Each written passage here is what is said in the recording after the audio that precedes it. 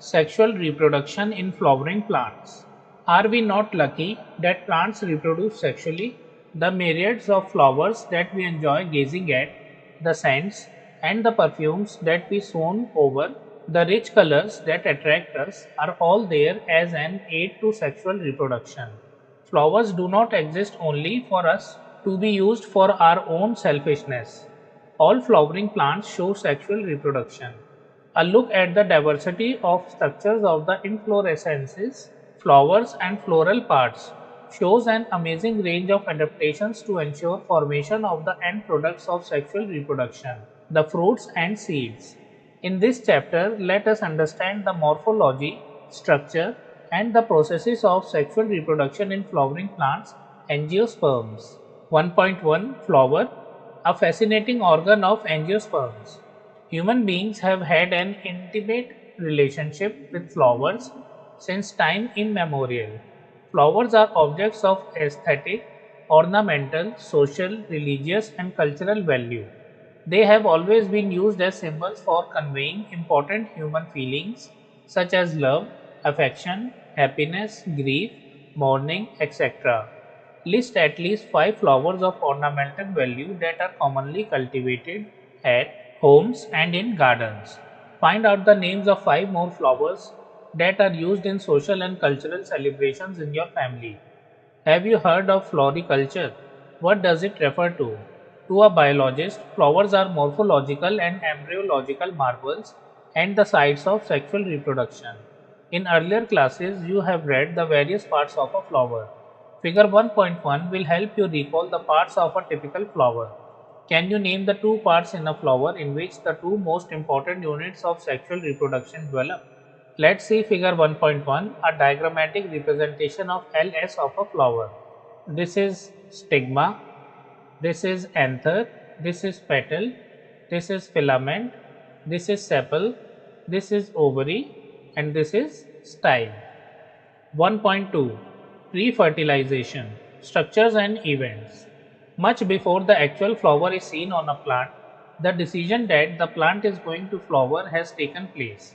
Several hormonal and structural changes are initiated which led to the differentiation and further development of the floral primordium. Inflorescences are formed which bear the floral buds and then the flowers. In the flower, the male and female reproductive structures, the androecium and the gynoecium differentiate and develop. You would recollect that the androecium consists of a whole of stamens representing the male reproductive organ and the gynoecium represents the female reproductive organ. 1.2.1 Stamen, Microsporangium and pollen grain. Figure 1.2a shows the 2 parts of a typical stamen, the long and the slender stalk called the filament and the terminal generally bilobed structure called the anther. So as you can see, this is anther and this is filament. The proximal end of the filament is attached to the thylamus or the petal of the flower. The number and length of stamens are variable in flowers of different species. If you were to collect a stamen each from the 10 flowers, each from different species, and arrange them on a slide, you would be able to appreciate the large variation in size seen in nature. Careful observation of each stamen under a dissecting microscope and making neat diagrams would elucidate the range in shape and attachment of anthers in different flowers. A typical angiosperm anther is bilobed with each lobe having 2 theca, that is, they are dithecous. Figure 1.2b. Often a longitudinal groove runs lengthwise separating the theca. Let us understand the various types of tissues and their organization in the transverse section of an anther. Figure 1.3a. The bilobed nature of an anther is very distinct in the transverse section of the anther. The anther is a 4-sided tetragonal structure consisting of 4 microsporangia located at the corners, 2 in each lobe. So figure 1.2a, a typical stamen, this one, and figure 1.2b, 3-dimensional cut section of an anther. These are the pollen grains and this is pollen sac and this is line of dehiscence. The microsporangia develop further and become pollen sacs. They extend longitudinally all through the length of an anther and are packed with pollen grains. Structure of Microsporangium. In a transverse section, a typical microsporangium appears near circular in outline. It is generally surrounded by 4 wall layers, figure 1.3b, the epidermis, endothecium, middle layers and the tapetum. The outer 3 wall layers perform the function of protection and help in dehiscence of anther to release the pollen. The innermost wall layer is the tapetum. It nourishes the developing pollen grains. Cells of tapetum possess dense cytoplasm and generally have more than one nucleus. Can you think of how tapetal cells could become binucleate? When the anther is young, a group of compactly arranged homogeneous cells called the sporogenous tissue occupies the center of each microsporangium. Microsporogenesis. As the anther develops, the cells of the sporogenous tissue undergo meiotic divisions to form microspore tetrads. What would be the ploidy of the cells of the tetrad? Figure 1.3a, transverse section of a young anther. This one. So this is middle layer, tapetum, sporogenous tissue, endothecium, epidermis, connective. B. Enlarged view of one microsporangium showing wall layers. This one. This is epidermis, endothecium, middle layers, microspore mother cells, tapetum. Figure 1.3c, a mature dehinged anther. A mature dehisced anther. Pollen grains, these are the pollen grains. As each cell of the sporogenous tissue is capable of giving rise to a microspore tetrad, each one is a potential pollen or microspore mother cell. The process of formation of microspores from a pollen mother cell, PMC, through meiosis is called microsporogenesis. The microspores, as they are formed, are arranged in a cluster of 4 cells. The microspore tetrad, figure 1.3a. As the anthers mature and dehydrate, the microspores dissociate from each other and develop into pollen grains. Figure 1.3b. Inside each microsporangium, several thousands of microspores or pollen grains are formed that are released with the dehiscence of anther. Figure 1.3c. Next, pollen grain. The pollen grains represent the male gametophytes. If you touch the open anthers of hibiscus or any other flower, you would find the deposition of yellowish, powdery pollen grains on your fingers. Sprinkle these grains on a drop of water taken on a glass slide and observe under a microscope. You will really be amazed at the variety of architecture, sizes, shapes, colors, designs seen on the pollen grains from different species. Figure 1.4. Scanning electron micrographs of a few pollen grains. Pollen grains are generally spherical, measuring about 20 to 50 micrometers in diameter. It has a prominent 2-layered wall. The hard outer layer, called the exine, is made up of sporopollenin, which is one of the most resistant organic material known. It can withstand high temperatures and strong acids and alkali. No enzyme that degrades sporopollenin is so far known. Pollen grain exine has prominent apertures called germ pores where sporopollenin is absent. Pollen grains are well preserved as fossils because of the presence of sporopollenin. The exine exhibits a fascinating array of patterns and designs. Why do you think the exine should be hard? What is the function of germ pore? The inner wall of the pollen grain is called the intine. It is a thin and continuous layer made up of cellulose and pectin. The cytoplasm of pollen grain is surrounded by a plasma membrane. When the pollen grain is mature, it contains 2 cells, the vegetative cells and generative cell. Figure 1.5b. Figure 1.5a, enlarged view of a pollen grain tetrad. This one. Figure 1.5b, stages of a microspore maturing into a pollen grain. First, second, these are vacuoles and nucleus. In third, asymmetric spindle. Then we have vegetative cell and generative cell. The vegetative cell is bigger, has abundant food reserve and a large irregularly shaped nucleus. The generative cell is small and floats in the cytoplasm of the vegetative cell. It is spindle-shaped with dense cytoplasm and a nucleus. In over 60% of angiosperms, pollen grains are shed at this two-celled stage. In the remaining species, the generative cell divides mitotically to give rise to the two male gametes before pollen grains are shed. Three-celled stage. Pollen grains of many species cause severe allergies and bronchial afflictions in some people, often leading to chronic respiratory disorders, asthma, bronchitis, etc. It may be mentioned that Parthenium or carrot grass that came into India as a contaminant with imported wheat has become ubiquitous in occurrence and causes pollen allergy. Pollen grains are rich in nutrients. It has become a fashion in recent years to use pollen tablets as food supplements. In Western countries, a large number of pollen products in the form of tablets and syrups are available in the market. Pollen consumption has been claimed to increase the performance of athletes and race horses. Figure 1.6. Pollen products, as you can see in the figure. When once they are shed, pollen grains have to land on the stigma before they lose viability if they have to bring about fertilization. How long do you think the pollen grains retain viability?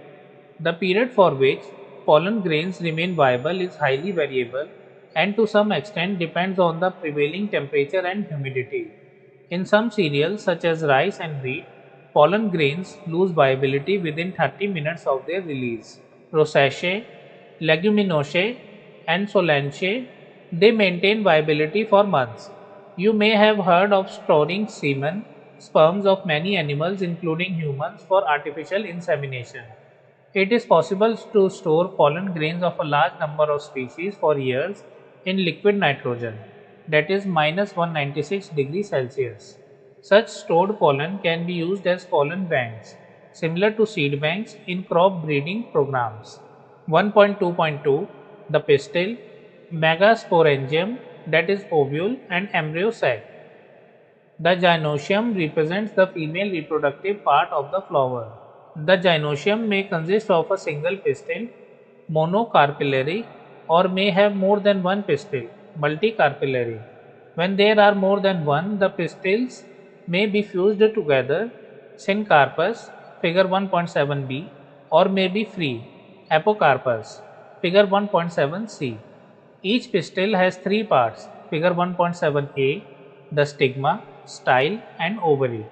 The stigma serves as a landing platform for pollen grains. The style is the elongated cylinder part beneath the stigma. The basal bulged part of the pistil is the ovary. Inside the ovary is the ovarium cavity, that is locule. The placenta is located inside the ovarium cavity. Recall the definition and types of placentation that you studied in class 11. Arising from the placenta are the megasporangia, commonly called ovules. The number of ovules in any ovary may be 1, that is wheat, paddy, mango, to many, that is papaya, watermelon, orchids. Figure 1.7a, a dissected flower of hibiscus showing pistil. Other floral parts have been removed. This one, A, stigma, style, ovary, thalamus. B, multicarpellary, syncarpous pistil of papaver. This one, B, stigma. C, a multicarpellary, apocarpous gynoecium of Michaelia. C, this is carpels. D, a diagrammatic view of a typical anatropous ovule. So this is hilum, funicle, micropyle, micropylar pore, outer integument, inner integument, nucellus, embryo sac, chalazal pore, the megasporangium, that is ovule. Let us familiarize ourselves with the structure of a typical angiosperm ovule. Figure 1.7d. The ovule is a small structure attached to the placenta by means of a stalk called funicle. The body of the ovule fuses with funicle in the region called hilum. Thus, hilum represents the junction between ovule and funicle. Each ovule has one or two protective envelopes called integuments. Integuments encircle the nucellus except at the tip where a small opening called the micropyle is organized. Opposite the micropylar end is the chalaza, representing the basal part of the ovule. Enclosed within the integuments is a mass of cells called the nucellus. Cells of the nucellus have abundant reserve food materials. Located in nucellus is the embryo sac or female gametophyte. An ovule generally has a single embryo sac formed from a megaspore. Megasporogenesis, the process of formation of megaspores from the megaspore mother cell is called megasporogenesis. Ovules generally differentiate a single megaspore mother cell (MMC) in the micropylar region of the nucellus. It is a large cell containing dense cytoplasm and a prominent nucleus. The MMC undergoes meiotic division. What is the importance of the MMC undergoing meiosis? Meiosis results in the production of 4 megaspores. Figure 1.8a. Let's see figure 1.8a. Parts of the ovule showing a large megaspore mother cell, a dyad and a tetrad of megaspores. So this is micropylar end. This is nucellus and this is megaspore mother cell. In second figure, nucellus, megaspore dyad, and then in third figure, megaspore tetrad. Female gametophyte. In a majority of flowering plants, one of the megaspores is functional, while the other three degenerate. Only the functional megaspore develops into the female gametophyte, embryo sac. This method of embryo sac formation from a single megaspore is termed monosporic development. What will be the ploidy of the cells of the nucellus, MMC, the functional megaspore and female gametophyte? Let us study about the formation of the embryo sac in detail. Figure 1.8b. 2, 4 and 8 nucleate stages of embryo sac and a mature embryo sac. This one, synergates, egg, central cell, 2 polar nuclei, antipodals. The nucleus of the functional megaspore divides mitotically to form 2 nuclei which move to the opposite poles, forming the 2 nucleate embryo sac. 2 more sequential mitotic nuclear divisions result in the formation of the 4 nucleate and later the 8 nucleate stages of the embryo sac.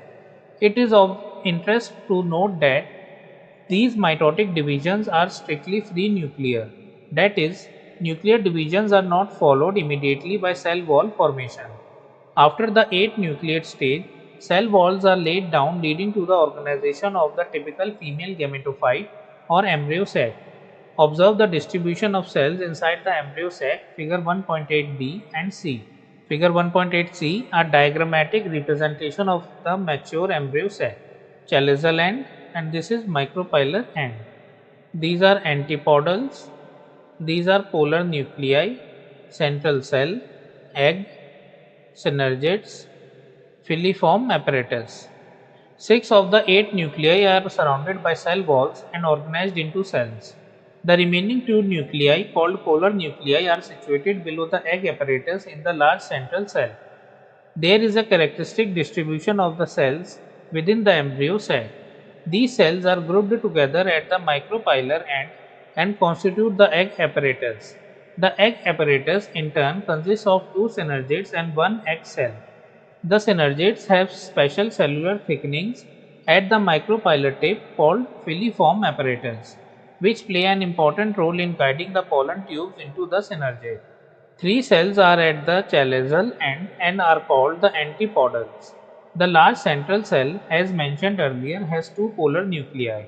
Thus, a typical angiosperm embryo sac at maturity, though 8 nucleate, is 7 celled. 1.2.3 Pollination. In the preceding sections, you have learned that the male and female gametes in flowering plants are produced in the pollen grain and embryo sac, respectively. As both types of gametes are non-motile, they have to be brought together for fertilization to occur. How is this achieved? Pollination is the mechanism to achieve this objective. Transfer of pollen grains shed from the anther to the stigma of a pistil is termed pollination. Flowering plants have evolved an amazing array of adaptations to achieve pollination. They make use of external agents to achieve pollination. Can you list the possible external agents? Kinds of pollination. Depending on the source of pollen, pollination can be divided into three types. First, autogamy. In this type, pollination is achieved within the same flower. Transfer of pollen grains from anther to the stigma of the same flower. Figure 1.9a. Figure 1.9a, self-pollinated flowers. So this is a self-pollinated flower. In a normal flower which opens and exposes the anthers and the stigma, complete autogamy is rather rare. Autogamy in such flowers requires synchrony in pollen release and stigma receptivity, and also the anthers and the stigma should lie close to each other so that self-pollination can occur. Some plants such as viola, common pansy, oxalis and commelina produce two types of flowers. Chasmogamous flowers, which are similar to flowers of other species with exposed anthers and stigma, and cleistogamous flowers which do not open at all. Figure 1.9c. In such flowers, the anthers and stigma lie close to each other. When anthers dehisce in the flower buds, pollen grains come in contact with the stigma to effect pollination. Thus, cleistogamous flowers are invariably autogamous, as there is no chance of cross-pollen landing on the stigma. Cleistogamous flowers produce assured seed set even in the absence of pollinators. Do you think that cleistogamy is advantageous or disadvantageous to the plant? Why? Second, geitonogamy. Transfer of pollen grains from the anther to the stigma of another flower of the same plant.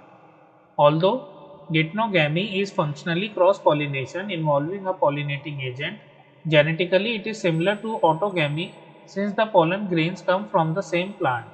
Third, xenogamy. Xenogamy. Transfer of pollen grains from anther to the stigma of different plant. Figure 1.9b. This is the only type of pollination which during pollination brings genetically different types of pollen grains to the stigma. This is figure 1.9b, cross-pollinating flowers. Agents of pollination. Plants use two abiotic, wind and water, and one biotic, animals, agents to achieve pollination.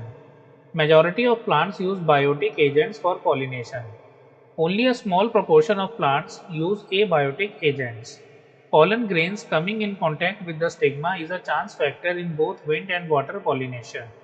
To compensate for these uncertainties and associated loss of pollen grains, the flowers produce enormous amount of pollen when compared to the number of ovules available for pollination. Figure 1.9c, cleistogamous flowers. These are chasmogamous flowers and these are cleistogamous flowers. Pollination by wind is more common amongst abiotic pollination. Wind pollination also requires that the pollen grains are light and non-sticky so that they can be transported in wind currents. They often possess well-exposed stamens so that the pollens are easily dispersed into wind currents. Figure 1.10. A wind-pollinated plant showing compact inflorescence and well-exposed stamens, and large often feathery stigma to easily trap airborne pollen grains. Wind-pollinated flowers often have a single ovule in each ovary and numerous flowers packed into an inflorescence. A familiar example is the corn cob. The tassels you see are nothing but the stigma and style which wave in the wind to trap pollen grains. Wind pollination is quite common in grasses. Pollination by water is quite rare in flowering plants and is limited to about 30 genera, mostly monocotyledons. As against this, you would recall that water is a regular mode of transport for the male gametes among the lower plant groups such as algae, bryophytes and pteridophytes. It is believed, particularly for some bryophytes and pteridophytes, that their distribution is limited because of the need for water for the transport of male gametes and fertilization. Some examples of water pollinated plants are Vallisneria and Hydrilla, which grow in fresh water, and several marine sea grasses such as Zostra. Not all aquatic plants use water for pollination.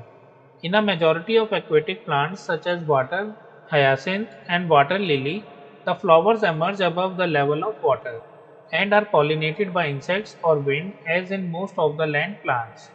In Vallisneria, the female flowers reach the surface of water by the long stalk, and the male flowers or pollen grains are released onto the surface of water. They are carried passively by water currents, figure 1.11a. Some of them eventually release the female flowers and the stigma. In another group of water pollinated plants such as sea grasses, female flowers remain submerged in water and the pollen grains are released inside the water. Pollen grains in many such species are long, ribbon-like, and they are carried passively inside the water. Some of them reach the stigma and achieve pollination. In most of the water pollinated species, pollen grains are protected from wetting by mucilaginous covering. Both wind and water pollinated flowers are not very colorful and do not produce nectar. What would be the reason for this? Figure 1.11a, pollination by water in Vallisneria. Female flower, stigma, male flower, female flower. Majority of flowering plants use a range of animals as pollinating agents. Bees, butterflies, flies, beetles, wasps, ants, moths, birds, that is sunbirds and hummingbirds, and bats are the common pollinating agents, figure 1.11b. Among the animals, insects, particularly bees, are the dominant biotic pollinating agents. Even larger animals such as some primates, that is lemurs, arboreal, that is tree-dwelling rodents, or even reptiles, that is gecko lizard and garden lizard, have also been reported as pollinators in some species. Often flowers of animal pollinated plants are specifically adapted for a particular species of animal. Majority of insect pollinated flowers are large, colorful, fragrant, and rich in nectar. When the flowers are small, a number of flowers are clustered into an inflorescence to make them conspicuous. Animals are attracted to flowers by color and or fragrance. The flowers pollinated by flies and beetles secrete fall odors to attract these animals. To sustain animal visits, the flowers have to provide rewards to the animals. Nectar and pollen grains are the usual floral rewards. For harvesting the rewards from the flower, the animal visitor come in contact with the anthers and stigma. The body of the animal gets coated of pollen grains, which are generally sticky in animal pollinated flowers. When the animal carrying pollen on its body comes in contact with the stigma, it brings about pollination. In some species, floral rewards are in providing safe places to lay eggs. An example is that of the tallest flower of Amorphophallus. The flower itself is about 6 feet in height. A similar relationship exists between a species of moth and the plant Yucca, where both species, moth and the plant, cannot complete their life cycles without each other. The moth deposits its egg in the locule of the ovary, and the flower, in turn, gets pollinated by the moth. The larvae of the moth comes out of the egg as the seeds start developing. Why don't you observe some flowers of the following plants or any other available to you? Cucumber, mango, peepal, coriander, papaya, onion, lobia, cotton, tobacco, rose, lemon, eucalyptus, banana. Try to find out which animals visit them and whether they could be pollinators. You will have to patiently observe the flowers over a few days and at different times of the day. You could also try to see whether there is any correlation in the characteristics of a flower to the animal that visits it. Carefully observe if any of the visitors come in contact with the anthers and the stigma, as only such visitors can bring about pollination. Many insects may consume pollen or the nectar without bringing about pollination. Such floral visitors are referred to as pollen nectar robbers. You may or may not be able to identify the pollinators, but you will surely enjoy your efforts. Outbreeding devices. Majority of flowering plants produce hermaphrodite flowers, and pollen grains are likely to come in contact with the stigma of the same flower. Continued self-pollination results in inbreeding depression. Flowering plants have developed many devices to discourage self-pollination and to encourage cross-pollination. In some species, pollen release and stigma receptivity are not synchronized. Either the pollen is released before the stigma becomes receptive, or stigma becomes receptive much before the release of pollen. In some other species, the anther and the stigma are placed at different positions so that the pollen cannot come in contact with the stigma of the same flower. Both these devices prevent autogamy. The third device to prevent inbreeding is self-incompatibility. This is a genetic mechanism and prevents self-pollen, that is, from the same flower or other flowers of the same plant, from fertilizing the ovules by inhibiting pollen germination or pollen tube growth in the pistil. Another device to prevent self-pollination is the production of unisexual flowers. If both male and female flowers are present on the same plant, such as castor and maize, that is monoecious, it prevents autogamy, but not deuterogamy. In several species, such as papaya, male and female flowers are present on different plants, that is, each plant is either male or female. Diarchy. This condition prevents both autogamy and geitonogamy. Pollen pistil interaction. Pollination does not guarantee the transfer of the right type of pollen, that is, compatible pollen of the same species as the stigma. Often, pollen of the wrong type, either from other species or from the same plant, if it is self-incompatible, also land on the stigma. The pistil has the ability to recognize the pollen, whether it is of the right type, that is compatible, or the wrong type, that is incompatible. If it is of right type, the pistil accepts the pollen and promotes post-pollination events that leads to fertilization. If the pollen is of wrong type, the pistil rejects the pollen by preventing pollen germination on the stigma or the pollen tube growth in the style. The ability of the pistil to recognize the pollen followed by its acceptance or rejection is the result of a continuous dialogue between pollen grain and the pistil. This dialogue is mediated by chemical components of the pollen interacting with those of the pistil. It is only in recent years that botanists have been able to identify some of the pollen and pistil components and the interactions leading to the recognition followed by acceptance or rejection. As mentioned earlier, following compatible pollination, the pollen grain germinates on the stigma to produce a pollen tube through one of the germ pores. Figure 1.12a. Figure 1.12a, pollen grains germinating on the stigma. This one. B. Pollen tubes growing through the style. C. LS of pistil showing path of pollen tube growth. So this is pollen tube. This is antipodal, polar nuclei, egg cell, and synergid. Longitudinal section of a flower showing growth of pollen tube.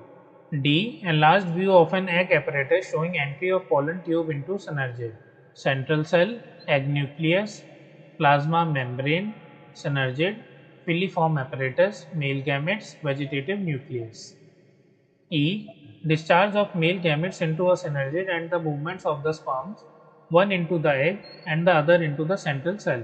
So these are male gametes and these are polar nuclei.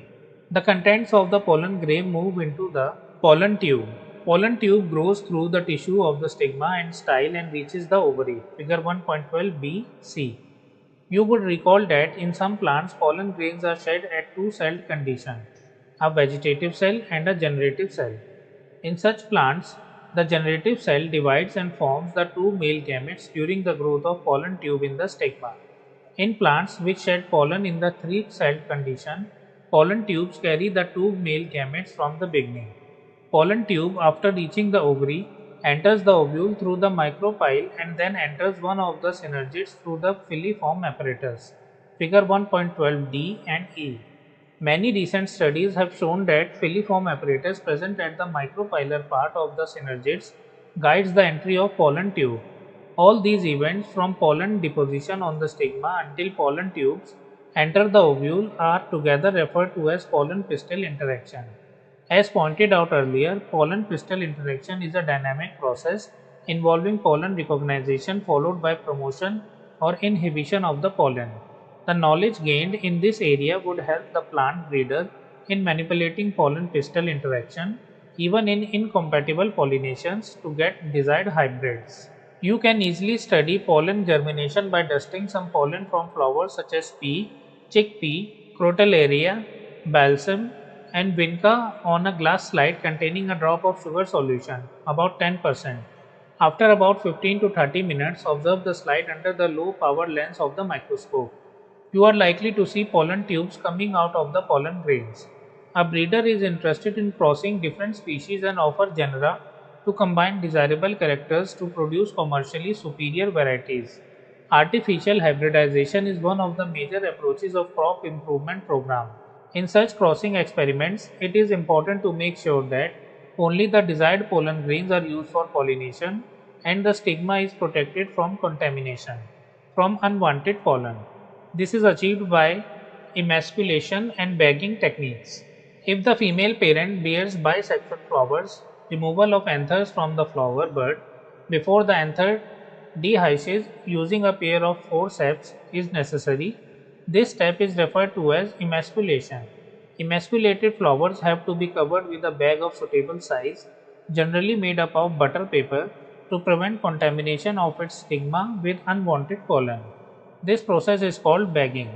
When the stigma of bagged flower attains receptivity, mature pollen grains collected from anthers of the male parent are dusted on the stigma, and the flowers are rebagged, and the fruits allowed to develop. If the female parent produces unisexual flowers, there is no need for emasculation. The female flower buds are bagged before the flowers open. When the stigma becomes receptive, pollination is carried out using the desired pollen and flower rebagged. 1.3 Double fertilization. After entering one of the synergids, the pollen tube releases the two male gametes into the cytoplasm of the synergid. One of the male gametes moves towards the egg cell and fuses with its nucleus, thus completing the syngamy. This results in the formation of a diploid cell, the zygote. The other male gamete moves towards the two polar nuclei located in the central cell and fuses with them to produce a triploid primary endosperm nucleus, PEN, figure 1.13a. As this involves the fusion of three haploid nuclei, it is termed triple fusion. Since two types of fusions, syngamy and triple fusion, take place in an embryo sac, the phenomenon is termed double fertilization, an event unique to flowering plants. The central cell after triple fusion becomes the primary endosperm cell, PAC, and develops into the endosperm while the zygote develops into an embryo. Figure 1.13a.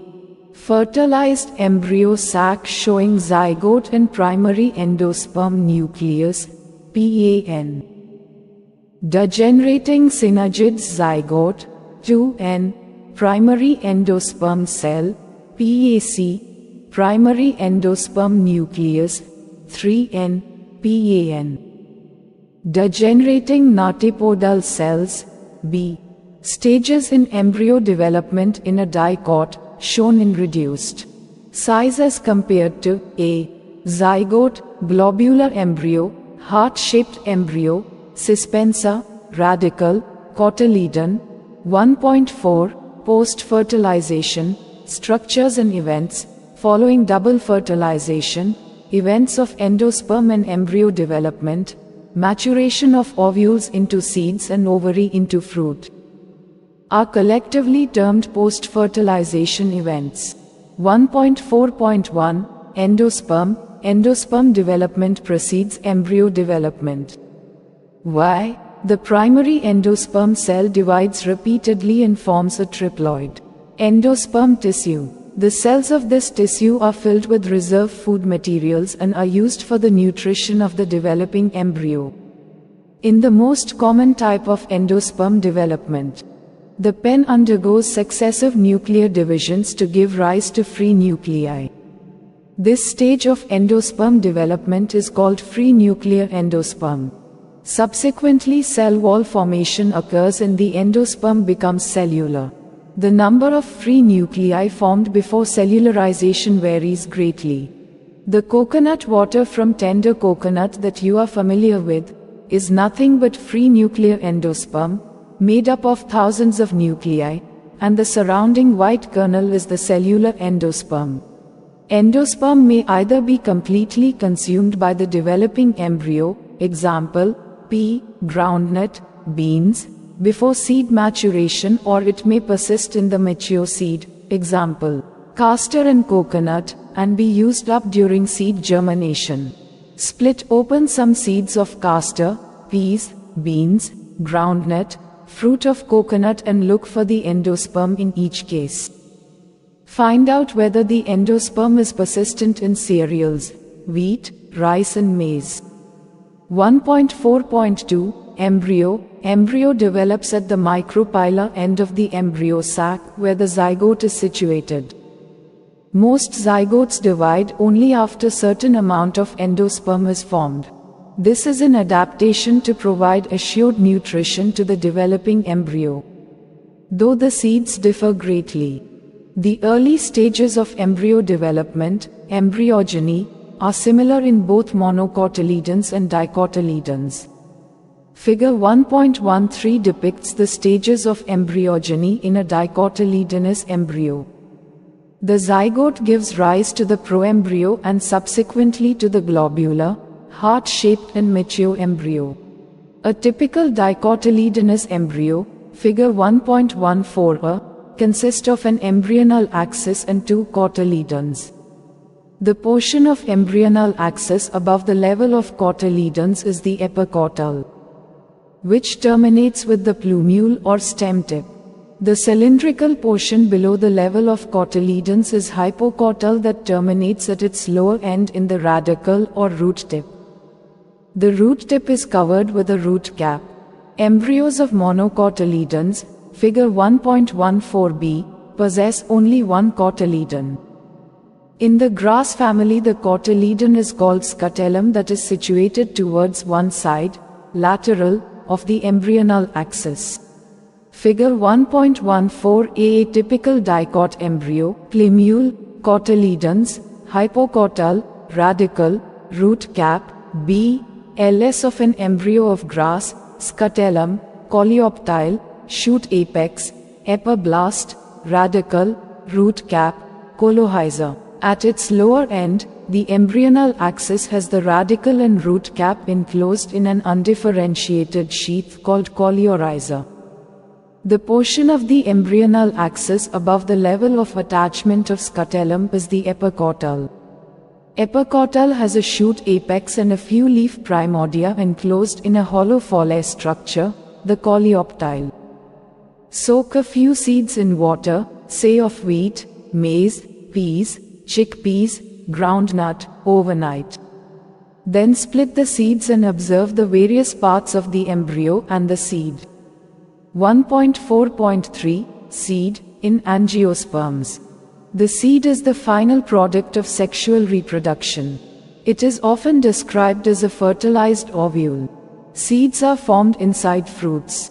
A seed typically consists of seed coats, cotyledons and an embryo axis. The cotyledons, figure 1.15, of the embryo are simple structures, generally thick and swollen due to storage of food reserves, as in legumes. Mature seeds may be non-albuminous or ex-albuminous. Non-albuminous seeds have no residual endosperm as it is completely consumed during embryo development, example, pea, groundnut. Albuminous seeds retain a part of endosperm as it is not completely used up during embryo development, example, wheat, maize, barley, castor. Occasionally, in some seeds such as black pepper and beet, remnants of nucellus are also persistent. This residual, persistent nucellus is the perosperm. Integuments of ovules harden as tough protective seed coats, figure 1.15a. The micropyle remains as a small pore in the seed coat. This facilitates entry of oxygen and water into the seed during germination. As the seed matures, its water content is reduced and seeds become relatively dry, 10 to 15% moisture by mass. The general metabolic activity of the embryo slows down. The embryo may enter a state of inactivity called dormancy, or if favorable conditions are available, adequate moisture, oxygen and suitable temperature, they germinate. As ovules mature into seeds, the ovary develops into a fruit, that is, the transformation of ovules into seeds and ovary into fruit proceeds simultaneously. The wall of the ovary develops into the wall of fruit called pericarp. The fruits may be fleshy as in guava, orange, mango, etc., or may be dry as in groundnut and mustard, etc. Many fruits have evolved mechanisms for dispersal of seeds. Recall the classification of fruits and their dispersal mechanisms that you have studied in an earlier class. Is there any relationship between number of ovules in an ovary and the number of seeds present in a fruit? In most plants, by the time the fruit develops from the ovary, other floral parts degenerate and fall off. However, in a few species such as apple, strawberry, cashew, etc., the thalamus also contributes to fruit formation. Such fruits are called false fruits, figure 1.15b. Most fruits, however, develop only from the ovary and are called true fruits. Although in most of the species, fruits are the results of fertilization, there are a few species in which fruits develop without fertilization. Such fruits are called parthenocarpic fruits. Banana is one such example. Parthenocarpy can be induced through the application of growth hormones, and such fruits are seedless. Seeds offer several advantages to angiosperms. Firstly, since reproductive processes such as pollination and fertilization are independent of water, seed formation is more dependable. Figure 1.15a. Structure of some seeds. Micropyle, cotyledons, seed coat, cotyledon, endosperm, shoot apical meristome, hypocotyl root axis, root tip, seed coat, endosperm, cotyledon, hypocotyl root axis, shoot apical meristome, root tip, pericarp, endosperm, scutellum, coleoptile, plumule, radicle, colohyza. B. False fruits of apple and strawberry.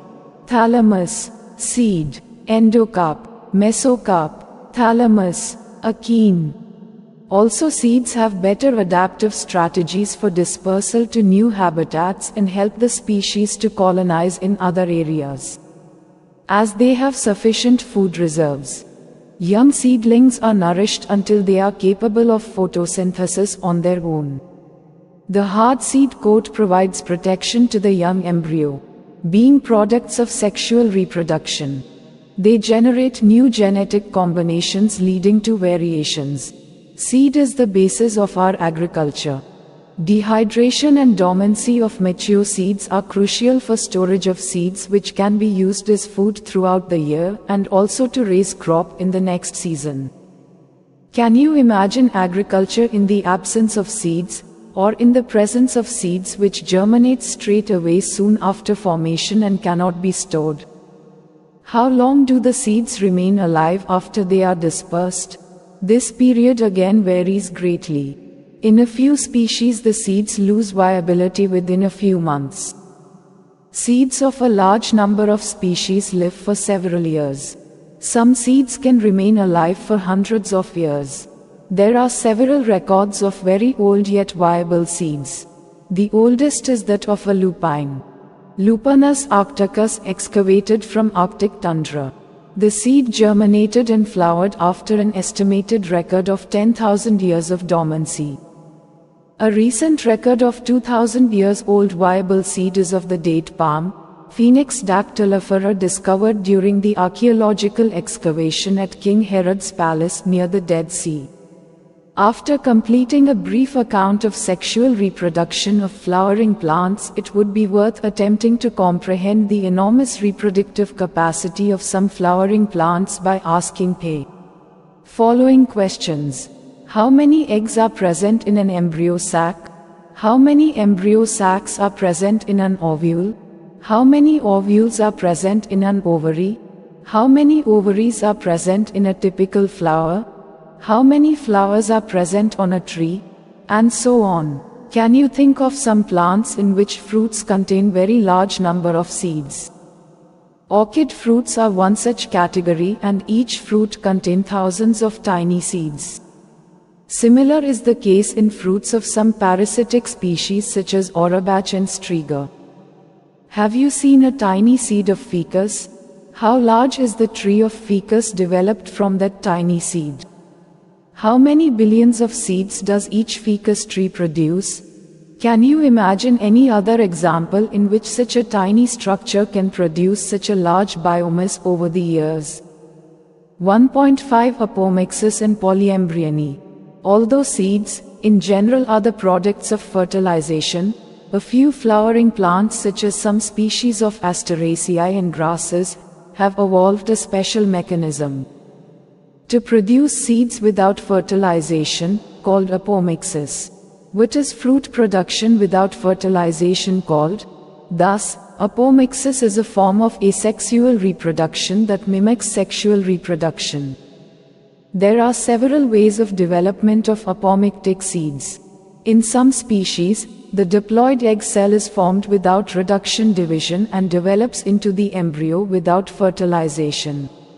More often, as in many citrus and mango varieties, some of the nucella cells surrounding the embryo sac start dividing, protrude into the embryo sac and develop into the embryos.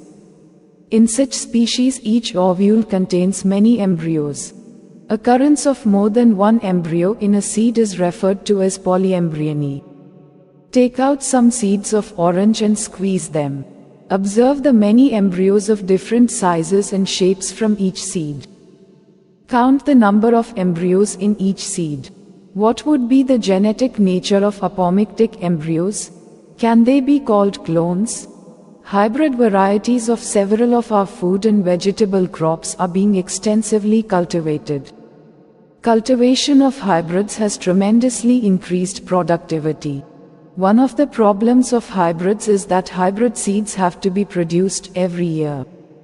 If the seeds collected from hybrids are sown, the plants in the progeny will segregate and do not maintain hybrid characters. Production of hybrid seeds is costly, and hence the cost of hybrid seeds become too expensive for the farmers. If these hybrids are made into apomicts, there is no segregation of characters in the hybrid progeny. Then the farmers can keep on using the hybrid seeds to raise new crop year after year, and he does not have to buy hybrid seeds every year. Because of the importance of apomixis in hybrid seed industry, active research is going on in many laboratories around the world to understand the genetics of apomixis and to transfer apomictic genes into hybrid varieties. Summary: flowers are the seat of sexual reproduction in angiosperms. In the flower, androecium consisting of stamens represents the male reproductive organs, and gynoecium consisting of pistils represents the female reproductive organs. A typical anther is bilobed. The coos and tetrasporangiate. Pollen grains develop inside the microsporangia. Four wall layers, the epidermis, endothecium, middle layers and the tapetum surround the microsporangium. Cells of the sporogenous tissue lying in the center of the microsporangium undergo meiosis, microsporogenesis, to form tetrads of microspores. Individual microspores mature into pollen grains. Pollen grains represents the male gametophytic generation. The pollen grains have a two-layered wall, the outer exine and inner intine. The exine is made up of sporopollen and has germ pores. Pollen grains may have two cells, a vegetative cell and generative cell, or three cells, a vegetative cell and two male gametes, at the time of shedding. The pistil has three parts: the stigma, style and the ovary. Ovules are present in the ovary. The ovules have a stalk called funicle, protective integuments, and an opening called micropyle. The central tissue is the nucellus in which the Angiosperm differentiates. A cell of the Angiosperm. The megaspore mother cell divides meiotically, and one of the megaspores forms the embryo sac, the female gametophyte. The mature embryo sac is 7-celled and 8-nucleate. At the micropylar end is The egg apparatus consisting of two synergids and an egg cell. At the chalazal end are three antipodals. At the center is a large central cell with two polar nuclei.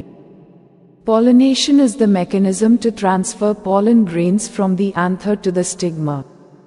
Pollinating agents are either abiotic, wind and water, or biotic, animals. Pollen-pistil interaction involves all events from the landing of pollen grains on the stigma until the pollen tube enters the embryo sac, when the pollen is compatible, or pollen inhibition, when the pollen is incompatible. Following compatible pollination, pollen grain germinates on the stigma and the resulting pollen tube grows through the style. Enter the ovules and finally discharges two male gametes in one of the synergids. Angiosperms exhibit double fertilization because two fusion events occur in each embryo sac, namely syngamy and triple fusion. The products of these fusions are the diploid zygote and the triploid primary endosperm nucleus in the primary endosperm cell. Zygote develops into the embryo and the primary endosperm cell forms the endosperm tissue. Formation of endosperm always precedes development of the embryo. The developing embryo passes through different stages such as the proembryo, globular and heart-shaped stages before maturation. Mature dicotyledonous embryo has two cotyledons and an embryonal axis with epicotyl and hypocotyl. Embryos of monocotyledons have a single cotyledon. After fertilization, ovary develops into fruit and ovules develop into seeds. A phenomenon called apomixis is found in some angiosperms, particularly in grasses. It results in the formation of seeds without fertilization. Apomixis have several advantages in horticulture and agriculture. Some angiosperms produce more than one embryo in their seed. This phenomenon is called polyembryony. Friends, our chapter 1 sexual reproduction in flowering plants is complete. We'll study chapter 2 in the next video. Thank you for watching.